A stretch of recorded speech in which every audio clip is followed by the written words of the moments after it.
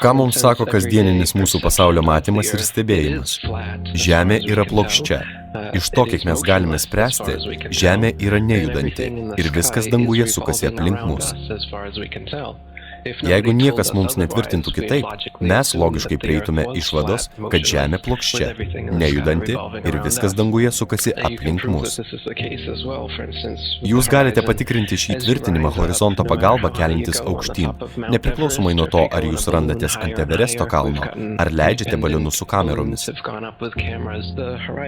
Mes turime daug mėgėjiškų balionų paleidimų su kameromis ir žiūrint bet kuria kryptimi, horizontas visada išlieka lygus ir plokščias. Ir visada pasikelia iki stebėtojų akių lygio. Pilnai plokščias horizontas akių lygyje. Ir tai vienas iš įrodymų. Jeigu Žemė būtų rutulys, tegul ir didelis, tai horizontas būtų išlenktas ir vizualiai leistųsi žemyn stebėtojui kylant į viršų. Jeigu jūs atidžiai pažiūrėsite NASA video medžiagą, tai jūs suprasite, kad visa tai apgaulė. Pas jūs net nėra tikros mūsų planetos nuotraukos. Jeigu norite baigti kalbas apie plokščią Žemę, vieną kartą ir visiems laikams atsukite teleskopą Hubble ir parodykite realių laikų mūsų Žemę. Bet jie nenori to daryti.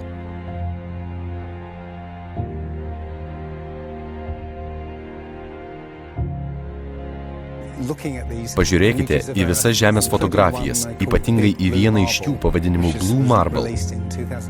Padidinkite šią nuotrauką Photoshope ir pastebėsite, kad jie naudoja klonavimo metodą. Jie tiesiog ima debesų dalį ir kopijuoja beveik toje pačioje vietoje. Jie visiškai aptingo. Jeigu Žemė iš tikrųjų yra rutulys, aplink kurią ilgis sudaro 40 000 kilometrų, tai turi egzistuoti horizonto išlinkimas apie 8 cm vienam kilometrui, bet kuria kryptimi. 1 kilometras – 8 cm išlinkimas, 2 kilometrai – 31 cm išlinkimas, 3 kilometrai – 71 cm ir kuo toliau, kreivumas didėja vis labiau. Tai pats ilgiausias tiltas pasaulyje – Danyang Kunshan didysis tiltas. Jo ilgis sudaro 165 kilometrus. Ir čia turi būti daugiau nei 2 kilometrų išlinkimas.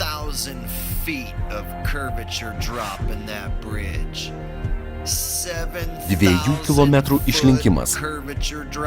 Jūs tai matote? Pažiūrėkite į horizontą. Jis idealiai lygus. Jeigu jūs pažiūrėsite į Felix Baumgartner šuolį iš stratosferos, jūs pamatysite, kad vidinė kamera užfiksavo idealiai lygų horizontą. Bet kai jie rodo vaizdą iš išorės, mes matome didelį Žemės išgaubimą. Jeigu jūs pažiūrėsite į mėgėjiškus balionų pakilimus su normaliomis kameromis, tai pamatysite plokščią horizontą. Kiti video naudojant GoPro kameras rodo, kad besiverčiant kamerai, horizontas iškraipomas į bet kurią pusę. Jis būna ir išlenktas, ir tiesus, ir įlenktas į vidų.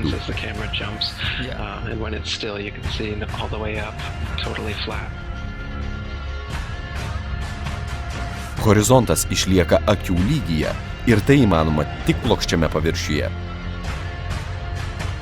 NASA, paprastai sakant, yra tas pats Hollywoodas. Visi Žemės rutulio vaizdai, kuriuos tik matote, jie yra padirbti. Tačiau visi mūsų mėgėjiškų raketų ir balionų skrydžiai rodo lygų horizontą, kuris išlieka akių lygyje. Ir tai neįmanoma ant rutulio. Taigi neapšviestieji nieko neįtarė. Visi patenkinti. Pasaulis paprastas ir aiškus. Bet kam tos visos paslaptys? Žmonės protingi, jie viską supras. Žmogus protingas, bet bendrai žmonės tai banda kvailių ir pavojingų gyvulių. Ir ar tu žinai tai? 1500 metų atgal visiems žmonėms buvo aišku, kad Žemė yra visatos centras. 500 metų atgal visi buvo įsitikinę, kad Žemė plokščia. Įsivaizduok, ką tu sužinosi rytoj.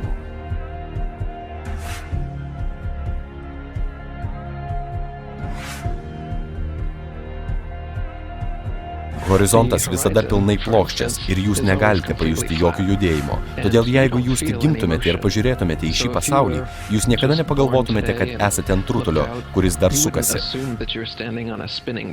Jūs pagalvotumėte, kad stovite ant plokščio ir nepajudinamo paviršiaus. Taigi tam, kad patikėti, jog gyvenate ant besisukančio rutulio, jūs turite priversti save nepasitikėti savo paties jausmais ir pojūčiais.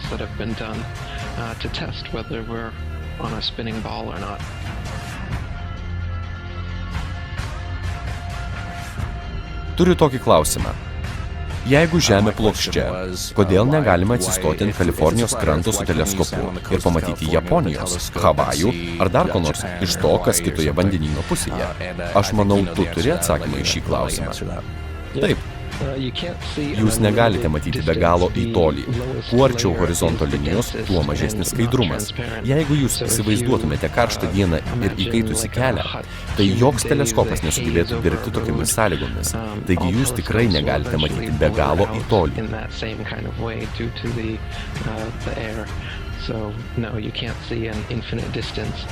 Plokščia Žemė ar apvali? Jie apvali, gerai? Kaip mes galime tai įrodyti? Nuvykite prie jūros kranto. Žiūrėkite, laivas nuplaukia. Iš pradžių jis nepasislepia. Tada pasislepia jo apatinė dalis. Matote, iš pradžių pasislepia jo apatinė dalis, paskui vidurinė dalis ir paskiausiai visas laivas pasislepia už horizonto. Ir laivas sugrįž, jis nenukris nuo stalo. Žmonės supranta, kad pasaulis išlenktas. Aš turiu omenyje labai išlenktas. Ir taip, bandymų procesas baigtas.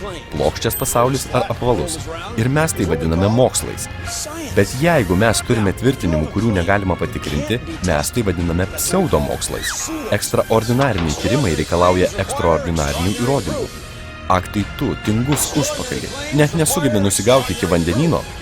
Gerai, aš radau, kas sugebėjo. Laivas nepasislepia už horizonto išlenkimo. Laivas pasislepia už perspektyvos. Viskas, ko jums reikia, nueiti į pliažą ir pažiūrėti, kaip laivas dingsta iš matomumo. Tada naudojant teleskopą, binoklį ar stiprų artinimą jūsų kameroje, jūs galite grąžinti visą laivą į jūsų matymo lauką. Jeigu jūs manote, kad laivas pasislepia, tiesiog naudokite optiką ir grąžinkite visą laivą į jūsų matymo lauką.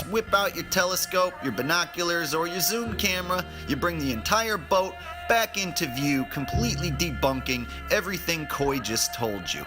And here's my video proof. Ekstraordinariniai tvirtinimai reikalauja ekstraordinarinių įrodymų. Naudojant tai, jūs galite pilnai paneigti Žemės išlinkimą ar apvalumą. Tiesiog naudokite jūsų kameros artinimą. Ate, mažas laivelį. Plokščia Žemė. To neįmanoma niekaip patikrinti.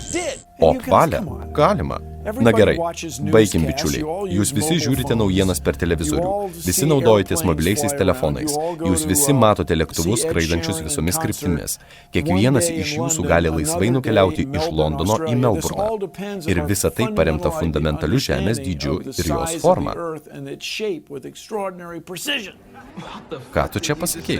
Būdas, kuriuo mes mokinomės mokslo, paremtas tuo, kad mes prikišam žinių į mūsų tuščias galvas ir paskui naudojame tai egzaminuose. Žemė? Na taip, mes žinome, jis sukasi vieną kartą. Taip, teisingai.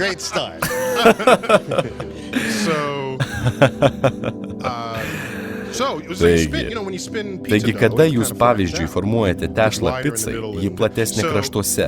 Na, suprantate. Taigi, Žemės forma taip pat formuojasi sukimosi keliu. Bet tai dar ne viskas. Ji šiek tiek platesnė žemiau ekvatoriaus, nei aukščiau ekvatoriaus. Nedaug pasipūtusi? Kažkas panašaus į kriaušės formą. Taigi, kriaušės formos matomumas labiau didesnis nei Everesto kalnas virš jūros lygio. Aš noriu, kad jūs kai ką suprastumėte. Mus šiek tiek apgavo, jeigu galima taip išsireikšti. Žemė mums pristatoma per mokslo prizmę.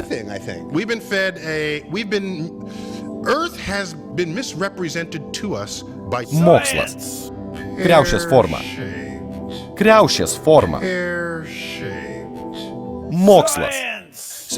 Taigi visi jie bando paaiškinti mums, kad visata sukasi aplink mus ir mes sukomės aplink visatą. Jie sako, mes visiškai nieko nežinome.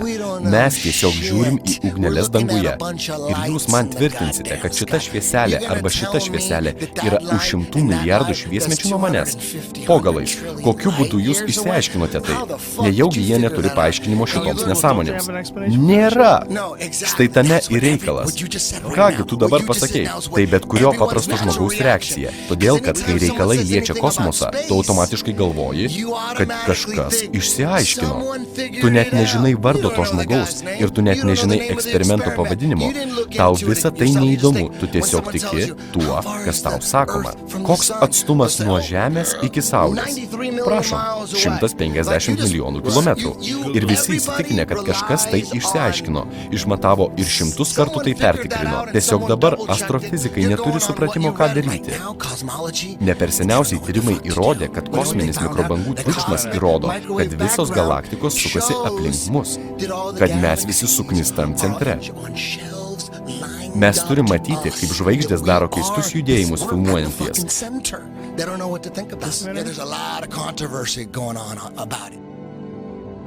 Mums reikia atkreipti dėmesį, kaip žvaigždės daro keistus judėjimus filmuojant, bet mes to nematome. Koperniko principas, pagal kurį mes dabar gyvename, reiškia, kad mes beverčiai. Mes nieko nežinome. Mes dulkelės visatoje. Mes matome, kad žvaigždės piešia idealius ratus. Ir tai rodo, kad žvaigždės sukasi virš mūsų, o ne mes juose. Ir tai remiasi Biblija. Taip mano patys pirmieji astronomai. Ptolemėjus buvo pirmas, kuris tai patvirtino. Taip, mes esame visatos centras. Viskas sukasi aplink mus.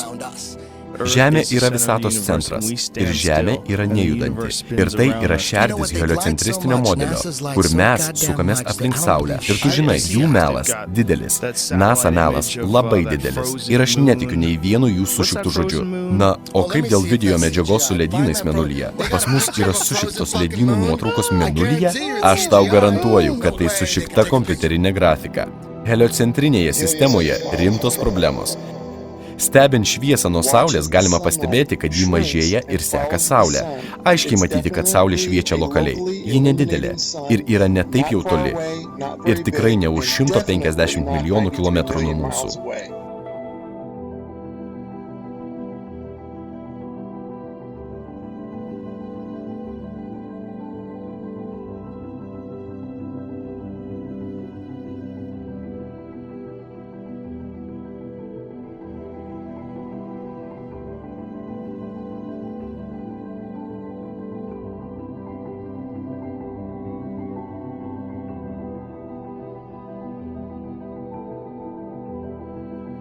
Jūs tikrai manote, kad Saulė leidžiasi žemyn?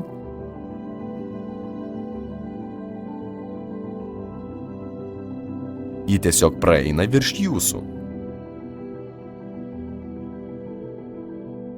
Yra tokia vieta Bolivijoje. Vadinasi Salarcija Uyuni. Ji neapsakomai plokščia. Tai tiesioginė prasme 100 mylių pločio ir 80 mylių skersai. Ir ji absoliučiai plokščia. Po lietaus ten prisirenka keli centimetrai vandens ir tai primena idealų veidrodį. Ir kaip tai įmanoma ant sferos?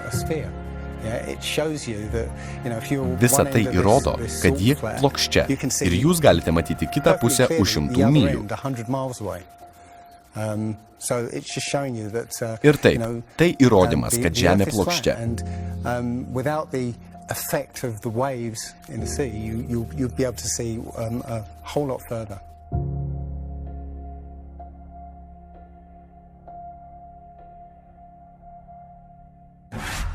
Ši nuotrauka padaryta per didįjį ežerą Mičigane. Ir mes galime matyti Čikagą, kas turi būti neįmanoma dėl Žemės išlinkimo. Ir oficialus to paaiškinimas per TV naujienų programą buvo toks. Mes matome miražą. Taip, taigi ką jūs matote čia? Tai miražas. Jums neįmanoma to matyti prie įprastų sąlygų. Šiuo atveju oro sąlygos buvo tinkamos ir idealios tokiam efektui. Be abejo, mes stebime miražą.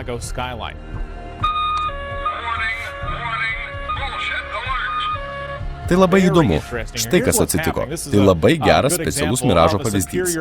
Joshua nuotraukos autorius stovėjo čia ir žiūrėjo per ežerą į Čikagos pusę. Ir Čikaga buvo už horizonto. Ir jis negalėjo to matyti. Tačiau dėka reikalingų sąlygų vaizdas persivertė, oras buvo šiltas, vanduo buvo šiltas ir žodžiu vaizdas persitempė ir sugrįžo į matymo lauką.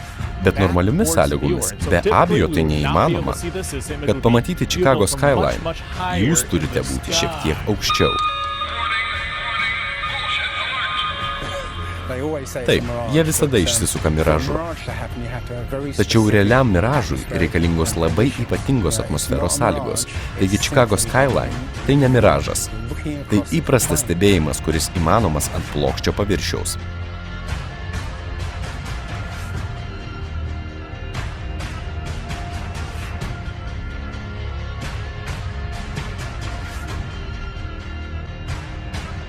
Pažiūrėkite į šias visas apvalios žemės nuotraukas. Jūs galite matyti beveik visus kontinentus pilnai, nes virš jų yra vos keli debesys.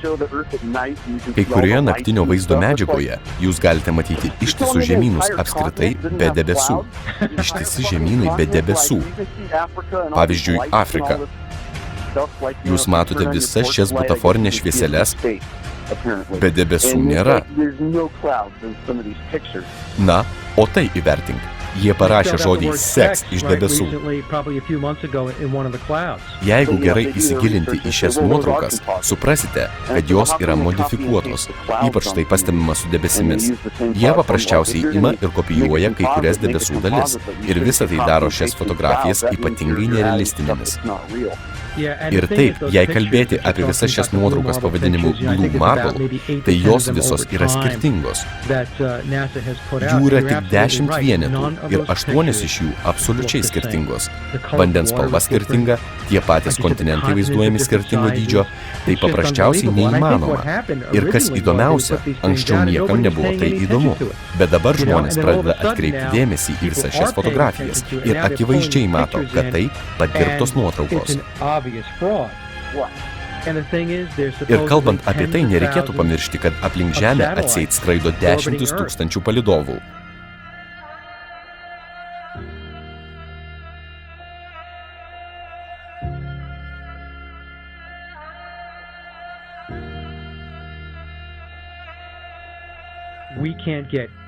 Mes negalim gauti Australijos nuotraukos su apverstu vaizdu, tuo metu Australijoje.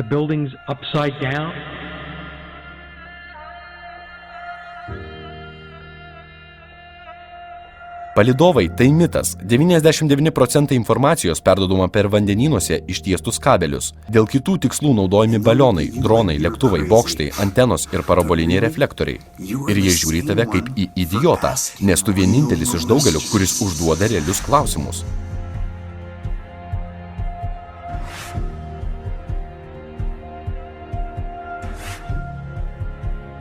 Kaipgi užkniso kvailiai idiotai, kurie vis kartoja ir kartoja mokyklinį šlamštą. Ar taip tai veikia? Aš ir pats mokinausi visą šitą šūdą mokykloje, bet kažkokiu stebuklu aš sugebėjau ištrūkti į laisvę ir išlaisvinti savo mąstymą. Kaip aš tai padariau? Aš žiūrėjau, kaip NASA raketos sprogsta viena po kitos. Jos startuoja ir netrukus pradeda keisti kryptį į horizontalią padėtį. Jeigu jūs pažiūrėsite į kosminio shuttle skrydžio trajektoriją, jūs pamatysite, kad jis niekada neskrenda tiesiogiai į viršų. Jis skrenda pagal kreivę ir pasislepia iš matymo zonos. Ir visas triukas yra tame, kad jie tiesiog skrenda horizontaliai, labai toli ir paprasčiausiai pasislepia iš matymo zonos. Ir jie dingsta iš matomumo ne dėl to, kad jie nuskrenda labai aukštai. Jie tiesiog nuskrenda labai toli į kažkurią pusę horizontaliai. It's still in the atmosphere while it's horizontal, so it never gets any higher. And the thing is, there's supposed to be 10,000 of those things in the atmosphere. 10,000 of those things are horizontal, so it never gets any higher. and it goes out of sight, not because it goes too high, because it goes too far downrange. And they have Iš esmės, tai įprastas lėktuvas. Nėra tai joks kosminis shuttle. Tiesiog paprastas reaktyvinis lėktuvas. Jie tiesiog kvailinamos. Paima milijardus dolerių. Ir ką mes iš to gauname?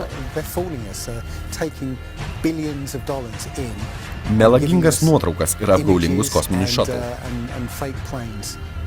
For that 10 billion, however many billions of dollars it is. What goes up must come down, and literally we have not ever seen anything that has ever gone up and not come down.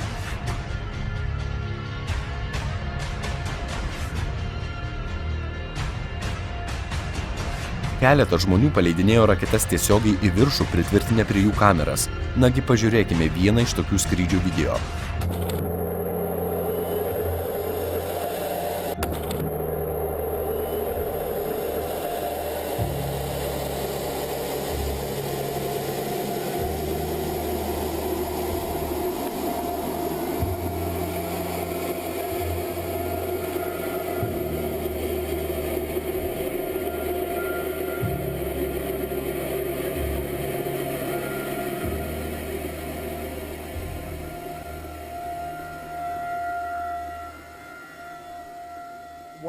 Aš labai noriu, kad mūsų karta priimtų vieną dalyką. Žemė tai uždara sistema. Mes negalim palikti Žemės. Bėgti iš čia nėra kur.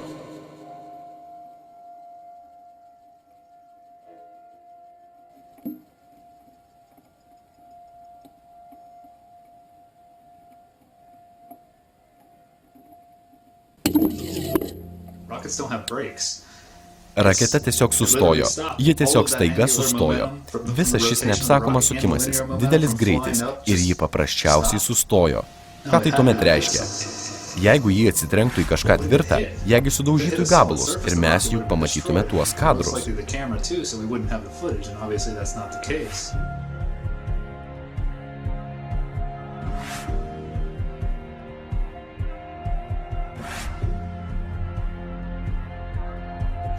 Ir kamoliukas sudaužo dangų, išliedamas okeaną į stadioną.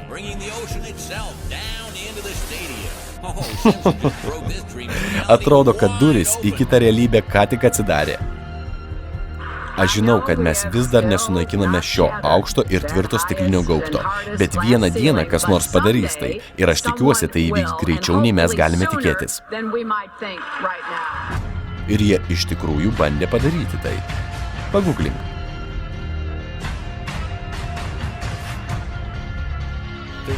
Bėgti nėra kur. Ir šį kartą mes iš tikrųjų pasiruošę sunaikinti šį aukštą ir tvirtą stiklinį uždangalą. Žmonės pratę suprasti, kad mes randamės uždaroje sistemoje ir kuo daugiau jūs tai stebite, tiriate, tuo stipriau susimąstote apie tai. Pavyzdžiui, o kasgi čia mus uždarė?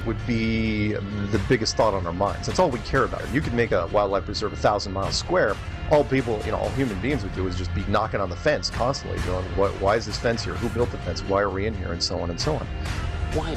Kaip jūs galvojate, kodėl Trumanas taip ir neprisiartino prie supratimo to, kas išties yra jo pasaulis? Mes priimame realybę tokią, kokią ją mums pristato. Šou pavadinimas – Smegenų praplovimas.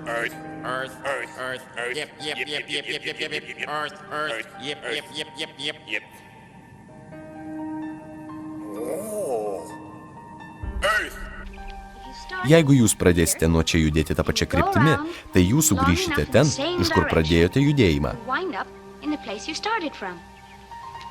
Taip, Tomai. O kodėl mes nenukrentam nuo apatinės pusės? Dėl jėgos vadinamos gravitacija. O kaip atrodo gravitacija? Gravitacija tai, ko mes negalime matyti, bet žinome, kad ši nuostabi jėga laiko mus ant Žemės.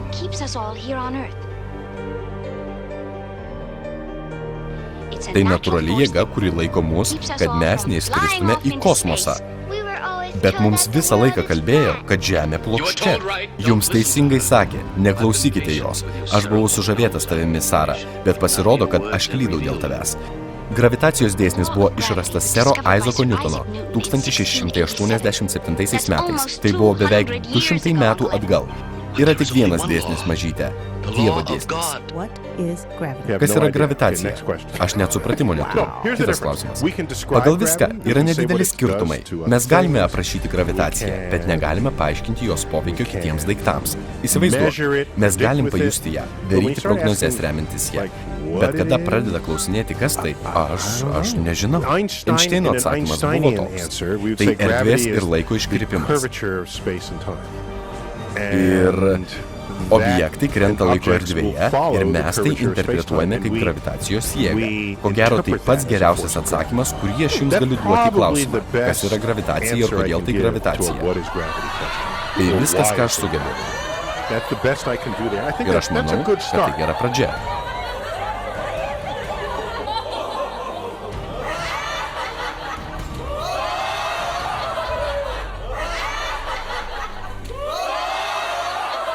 Apgaulė.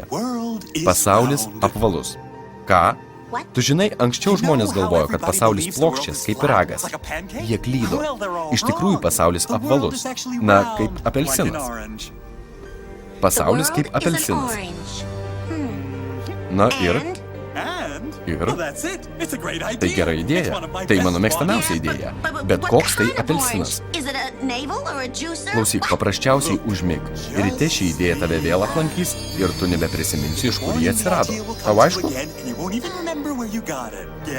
Aišku. Aš manau, kad tu išsijungsi greičiau, mano mažasis Kopernikai. Ką? Aš ne Kopernikas, aš Čerlis Dekla. Tu ne Kopernikas? Tai kas dabar? Ne 16 amžius? Po galais. Aš viską sugadinau. Kaip jie praplaudavo mums smegenis? Ogi labai paprastai. Kartojimas tų pačių dalykų kartas iš karto. Jeigu kartoti tą patį per tą patį, jūsų smegenis po galais kažkada tam pasiduos. Nuo pat vaikystės jums kalė į galvą šitą sumautą rutulį. Jūs patys niekada nematėte savo akimis, tačiau jūsų smegenys sėkmingai buvo praplautos. O, pažiūrėk, tai Žemė, tai įprastas žmonių zombinimas.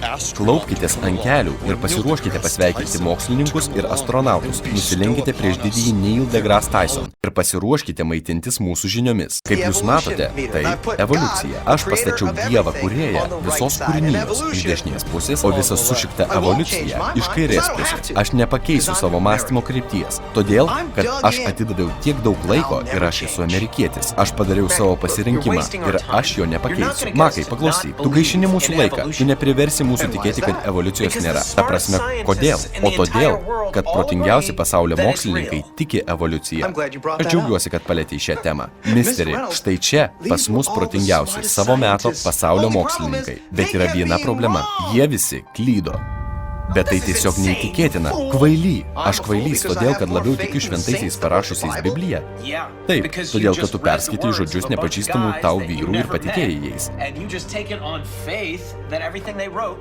O iš kur tu ištraukai, kad tavo mokslininkų raštuose yra daugiau tiesos nei žodžiuose mano šventųjų? Ogi todėl, kad pas juos milijonai įrodymų. Faktai, skaičiai.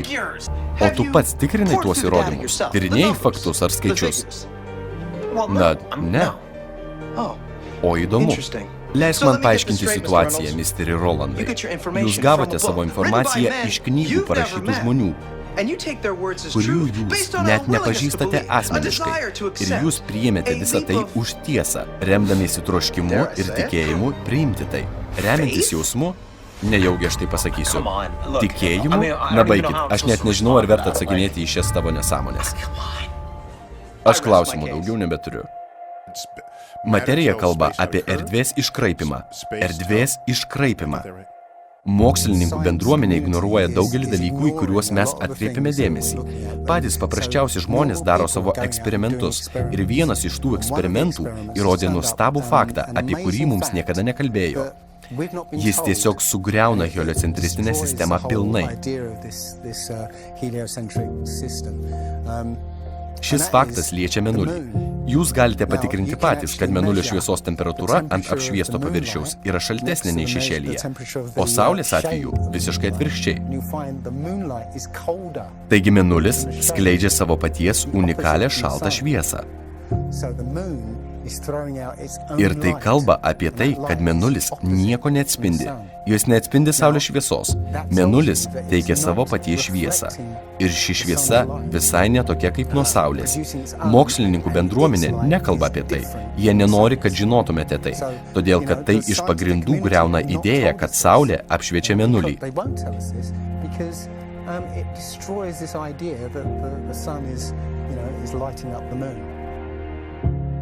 Kiekvienas žino, kad Saulė šviečia šalčiau šešėlyje, nei apšviestoje dalyje. Bet kai mes prieiname prie Mėnulio šviesos, ypatingai kai yra pilnatis, jūs suprantate, kad Mėnulis tai nepriklausomas nuo Saulės objektas, kuris šviečia savo šviesą. Taip pat Mėnulis ir Saulė atrodo vieno dydžio ir mums kalba, tai sutapimas. Ypatingai tai pastebima prie užtemimų, kai Mėnulis idealiai sutampa su Saulės dydžiu ir mums visada sako, kad tai paprasčiausiai sutapimas. Kad Mėnulis 4 kartus toliau ir 4 kartus mažesnis už Saulę. Ir būtent todėl mes matome tokį pilno užtemimo efektą. Ir dar, mes niekada nematėme kitos Mėnulio pusės. Jis sukasi idealiai tokiu būdu, kad mes matome tik vieną jo pusę. Aš tikrai neskaitau, kad tai kažkokie sutapimai. Aš manau, kad tai buvo specialiai sukurta, kad mes su jumis tai suprastume. Ir aš įsitikinęs, kad jūs būtumėte pastebėję tai kur kas anksčiau, jei jums neplautų smegenų, išleidžiant visam šitam melui begalinės sumas mūsų pačių pinigų. Argi tai nesmalsu, kad visos pasaulį kontroliuojančios organizacijos turi plokščios žemės žemėlapį savo logotipuose? Antarktida tai ne kontinentas. Kada aš pažiūrėjau į valstybės, kurios pasirašė dokumentą apie Antarktidą, atstovai šių visų nacijų padėjo savo parašus šiame dokumente. Ir tai buvo 1958 metais berods. Ir kalbama apie tai, kad niekas neturi teisių į Antarktidą. Ir jeigu jūs norite ten patekti, tai tik dėl mokslinių tyrimų ir tai tik su specialiais leidimais. Na, ta prasme, ne kiekvienam norinčiam. Aha, aš noriu pažiūrėti į Antarktidą. Ne, jums tai niekada nepavyks. Ir visos šalys, kurios pasirašė šį kontraktą, niekada jo nesulaužė ir iš jo nepasitraukė. Ir kasgi tai per grėsmė, kuri aplink taip visus sumokė. Ir jie neleidžia mūsų ten pagal visiškai konkrečią priežastį. Ten įsikūrė tyrimų bazės ir visos jos saugomos armijos, todėl, kad jie nenori, jog žinotumėte, kas yra už jos ribų. Savo ekspedicijos metu, kuri truko 3 metus, kapitonas James Cook įveikė daugiau nei 60 000 mylių palei Antarktidą ir jis nerado jokio praėjimo į vidų. Tai tiesiog didelė ir masyvi ledo siena. Štai jums atsakymas į klausimą. Jeigu Žemė plokščia, kodėl laivai nekrenta nuo Žemės krašto? Ogi todėl, kad aplinkui apie 90 metrų aukščio siena. Ir tai ta pati riba iš raštų. Todėl, kad jie nenori, kad jūs žinotumėte, kas yra už jos.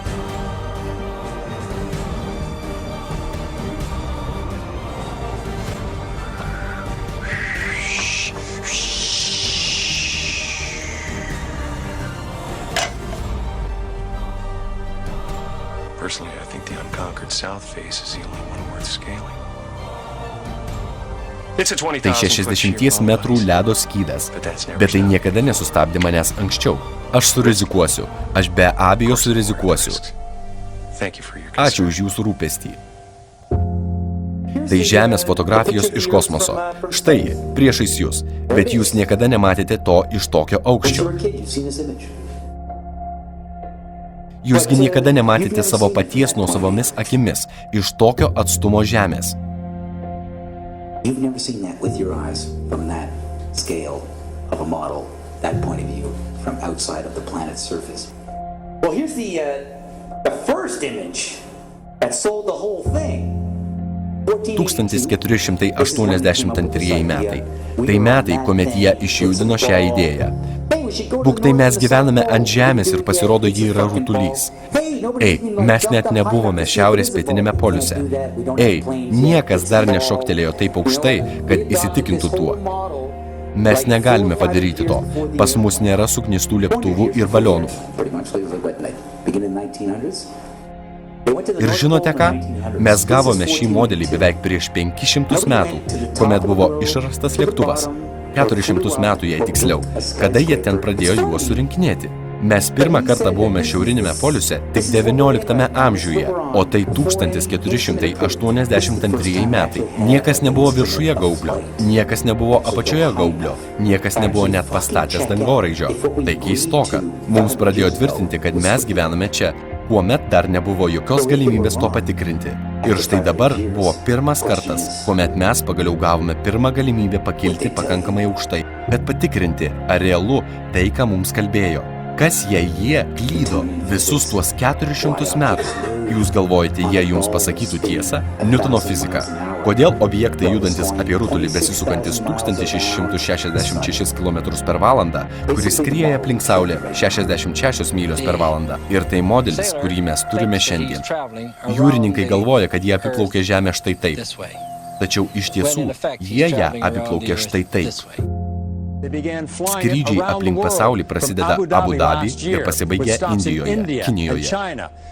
Jeigu jūs apvažiuosite ratą jūsų vietovėje, ar tai įrodys, kad ji apvali? Aš buvau lėktuvo pilotu 26 metus. Pagrindinė ir labai svarbi pilotavimo priemonė tai dirbtinis horizontas, kuris visada rodo plokštumą.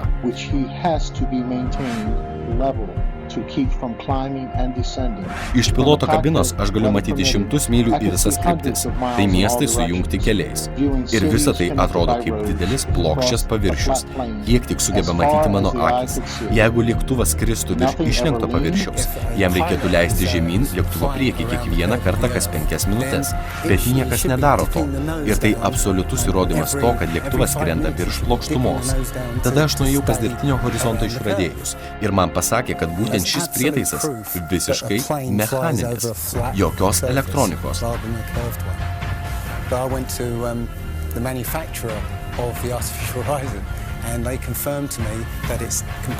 Tai tiesiog paprastas mechaninis prietaisas.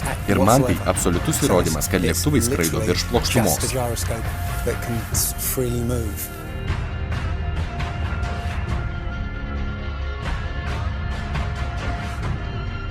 That right there is proof to me that planes fly over a plane. Kodėl lėktuvai ant gaublių rodo tokią keistą skrydžio trajektoriją skrendant iš Australijos į Pietų Ameriką? Kodėl mes pirmiausia skrendame į Šiaurės Ameriką? Kodėl iš karto neskristi tiesiai? Ant plokščio Žemės žemėlapio toks skrydis yra logiškas ir turi prasmę.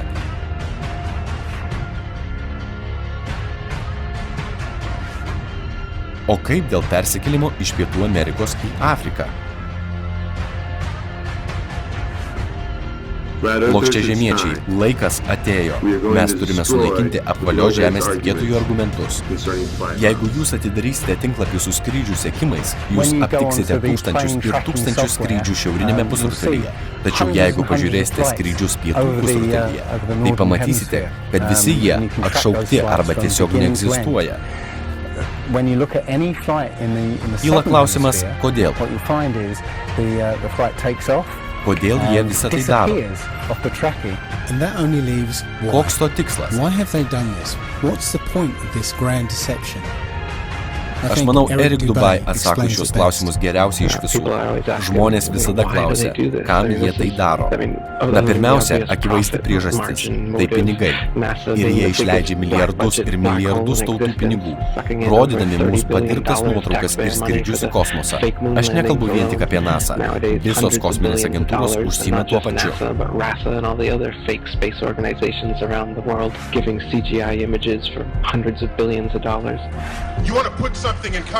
Jūs norite apie kažką kalbėti? Kada jūs turite $3,5 trilijono, jūs galite daryti viską, ko tik užsinorėsite. Viską, ko tik užsigeisite dėl gerovės tos nacijos, kuriai jūs atstovaujate. Taigi prikimšant mūsų galvą savo materialistinėmis šiukšlėmis, jie ne tik nužudė mūsų tikėjimą tuo, kas už ribų materializmo, jie apgyvendino mumyse absoliutų tikėjimą materializmu, vartojimu, savimeilę, hedonizmu. Ir jeigu Dievo nėra ir viskas atsirado iš atsitiktinumo, tada žmogus tampa išdidžiu egoistišku gyvuliu, kurį domina tik jo nuosavas aš. Ir jie pavertė Madoną, Dievo motiną, į materialistinę kekšę, gyvenančią materialistinėme pasaulyje. Ir visa tai dėl to, kad paversti jūs į nieko vertus, padaryti jūs nereikalingais, nesvarbiais, dėl to, kad jūs išnaudoti. Jeigu kiekvienas iš jūsų suprastų, koks jis yra unikalus, koks yra svarbus visas žmogaus gyvenimas, tai visas pasaulis pasikeistų per vieną naktį. Mes daugiau nebeleistume šitiems kabalistams mus valdyti. Aš pradėsiu nuo to, kad mūsų pasaulis aiškiai netvarkoje. Jame apskritai viskas ne savo vietoje. Ne tie žmonės sėdi kalėjimuose ir ne tie žmonės lieka laisvėje. Ir valdžia yra rankose ne tų žmonių. Perskirstimas turtų šioje šalyje ir apskritai visame pasaulyje reikalauja rimtų reformų. Ir viskas, ką mums reikia padaryti, tai susimastyti apie šį pasaulį šiandien ir suprasti, kad viskas sujaukta. Bet jeigu jūs apie tai nesusimastysite ir tiesiog toliau žiūrėsite televizorių, skaitysite naujienas, jūs pradėsite galvoti, kad nėra čia taip viskas blogai. Kad pas mus yra tik kažkokios nereikšmingos problemos. Tačiau jeigu jūs šiek tiek išsikirsite ir grįšite į realybę ir tiesiog pažiūrėsite į pasaulį, jūs išsigasite. Jeigu jūs manote, kad ši tema tai pilietinis nepaklusnumas, tada ir jūsų problemos pilietinis nepaklusnumas.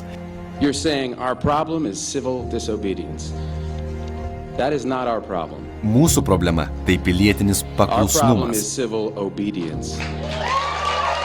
Užrašas ant plakato. Mes ne jūsų vergai. Aš manau, kad visa mūsų visuomenė valdoma bepročių maniakų ir pas juos beprotiški tikslai.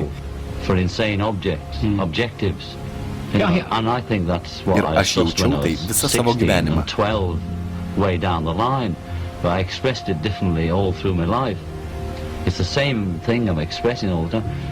Ir dabar aš visiškai įsitikinęs, kad mūsų valdo maniakai.